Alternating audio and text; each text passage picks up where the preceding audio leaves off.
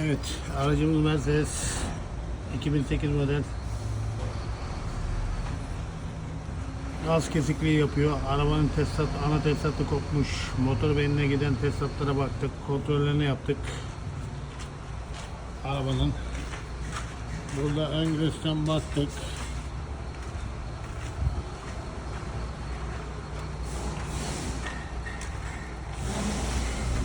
Evet. Şu tesisatlara baktık. Bunlarda kopuk var mı yok mu? Baktık bunlarda da yok. En son motor beynini söktük. Evet arkadaşlar, motor beynini söktük.